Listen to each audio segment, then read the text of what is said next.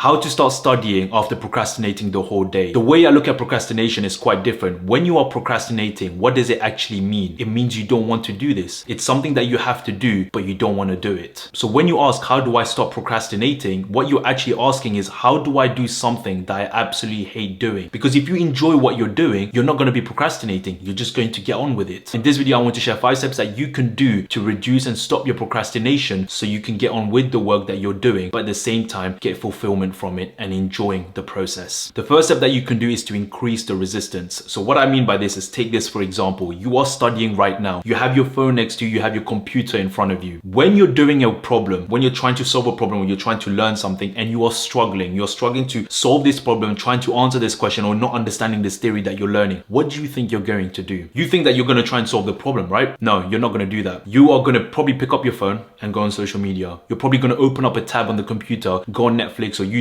The reason why I know this is because I did this myself. You see, as humans, we don't want to be feeling discomfort. We don't want to feel like, okay, something is so difficult. We want the easy route. The easy thing to do is to get our phone and then start looking, scrolling or playing a game or go onto YouTube and just watch a video because it's the easy thing to do. You just made it easy for yourself to procrastinate even more because you have all these distractions. As a result of that, your resistance to distraction is very low. What you want to do is to increase that resistance so that when you are going through a problem, when you're working and studying, you are not going to go into those devices. You're not going to take your attention away and take the easy route. So what can you do? Very, very easy. Take your phone and put it in another room so that you don't have that distraction right there in front of you when things are getting hard. The other step that you can do is to switch off the internet. Yeah, I said it. Switch off the internet. I know there's going to be probably people in the comments saying, oh, you're so harsh or rude. But listen, what is your goal here? Is your goal to get distracted on going on Netflix and YouTube and being watching these videos without actually doing the work that you said you're going to do? Or you focus on the work so you can achieve the grade that you want so you can move on to the next stage? What do you want? That's what you have to ask yourself. Now, if your work requires the internet, put some website blockers. It's as simple as that. That's another form of resistance. The higher the resistance you build, you will see for yourself the more focused you are going to be and the less procrastination you are going to get. Now, when the going gets difficult, when you're struggling to solve a problem, instead of you going the easy route because your resistance is high, now you can't go in the easy route, you have nothing but just to focus on the problem and try and find a solution. The second step is to have a to-do list. A to-do list is basically a set of tasks that you set yourself to do, to finish and complete by. This could be doing essays, this could be completing assignments, this could be doing homework, this could be revising a topic, this could be doing a certain number of exam questions, learning a new topic. What you want to do is you set a certain number of tasks each day so that you know in the back of your mind that these are the tasks that I need to do. This will reduce your procrastinating, and I'll tell you why.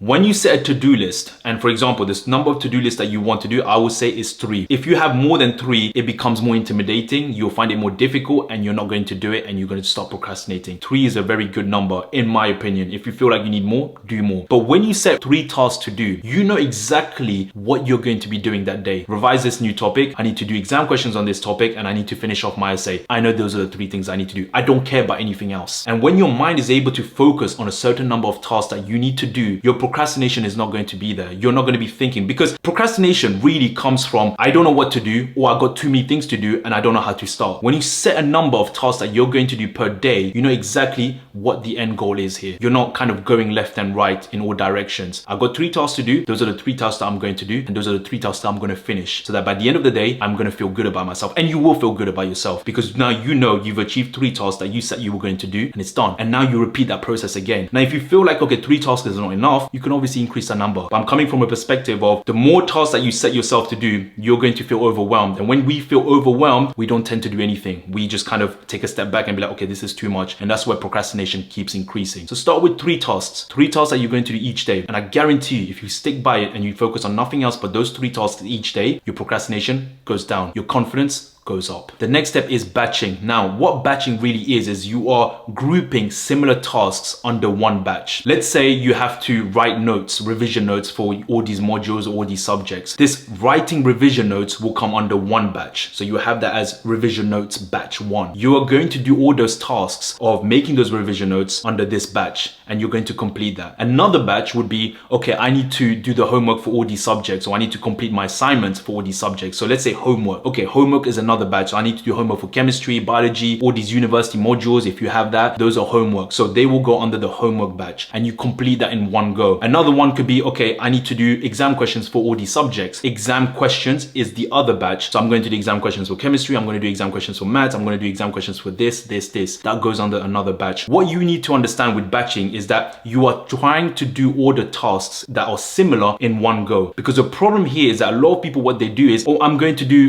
a bit of questions in the morning and then I'll do it after school or after university and then I'll do it next day. You're not really getting anywhere there. It's just completely spread out. But when you have these tasks under one batch and you say, okay, I'm going to finish all of this because these are all exam questions for all these modules and I'm going to do it, for the next 2 days, you finish that and then you can move on to the next thing. And it's not about really, how much time you should be spending on this. It's more about finishing those tasks. So I'm not going to be telling you, okay, do 25 minutes on for this and do 30 minutes for this. No. It's more about you finish that task. It could take you 2 hours. It could take you 3 hours. It doesn't matter. Your whole objective here is to finish that task so that you can finish that batch and then you move on to the next batch. What you realize as you do this, you are building a system that's going to be very, very effective, which means that having a system is going to allow you to do a lot more tasks in a lot shorter period of time and being very effective in balancing all your other things at the same time. It's extremely productive. It's extremely effective. And you'll also see that your procrastination level is going to reduce because now you have a system that works, a system that's going to allow you to get the work that you need to get done. The next step is to pressure yourself. Now, I know at the beginning of the video, I said, okay, how you can make studying more enjoyable so that you can reduce procrastination. Fine. But let me tell you something. Anytime in life you want to grow and you want to improve yourself as an individual, you have to go through pressure. You have to give yourself a bit of pressure. And a good example of this is this. You have a diamond. How do you think a diamond is formed? When a diamond is unearthed, it's all rough, but the diamond goes through immense pressure from all these machineries to become the beautiful jewelry that it becomes. And that diamond had to go through a lot of pressure, left, right,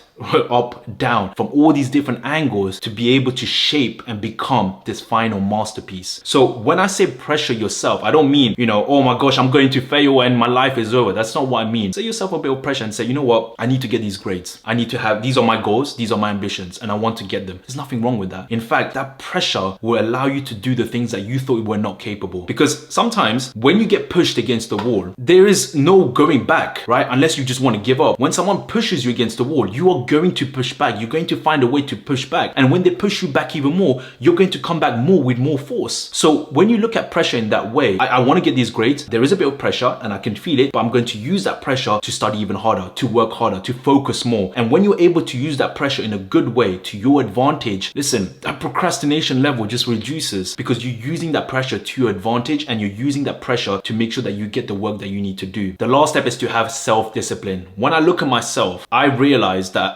whether I feel like doing something or not, whether my emotions is high or whether my emotions is low, it doesn't matter. I will still get the job done because I'm disciplined. I'm a very disciplined individual. I'm a person that if I say I'm going to do something, whether I feel like it or not, I'm still going to do it. A lot of people these days just keep saying things, but they do not follow through. And I've mentioned this quite a lot in my video because I'm a very big believer in discipline, self-discipline. I'm not a big believer in motivation because you can have motivation one day and then you wake up the next day and you have no motivation. So what are you going to do? How is that going to get you forward? How is that going to allow you to do the tasks that you need to do? That's where discipline comes from. So this aspect of, oh, you need to be motivated to do these things, I just think is complete rubbish. I don't believe in that. I believe it's good to have motivation, but you want to be disciplined. When you're doing these tasks, right? These tasks that you're doing, don't get up and take a break when you have not finished these tasks. Finish these tasks first and then take a break. This aspect of, okay, you know what? My brain is hurting, so I'm just going to take a bit of a break. Listen, you set yourself a task to do, finish it off. It's going to build your self-belief. It's going to build your self-accountability, knowing that if I say I'm going to do something, I know that I'm going to do it because now my past actions has shown and proven to me that I follow through what I say. It's only going to benefit you. But if you find something a bit difficult and you're like, oh, you know what, this is a bit long or I can't be bothered, and you walk away from it, where is your self-discipline? How do you think you are going to improve in life or get the things that you want in life when you have no self-discipline and you just give up the first time that things are hard? Improve that. Improve your self-discipline, because if you are able to improve that, everything else follows. Now you follow through what you say. You believe in your own actions. You have a track record that you say you're going to do something and you follow through it. So having that self-discipline is something that is going to help you, not in just studies, but it's going to help you in your future life when you tackle even more of the challenging problems that life is going to throw at you, no matter what, because now you're doing it not because you feel like doing it, because you have the discipline and you are going to do it no matter how you feel. Now, if you're still worried whether you're going to get a top grade in these summer exams that are coming up, I have a video for you here that you can check out. But just to warn you, I'm being open, raw and honest, and you might not like what I say, but it's the truth. And if you want to know the truth and you want to improve, highly recommend you watch that video. Everything starts from zero. When you're going to start. Peace.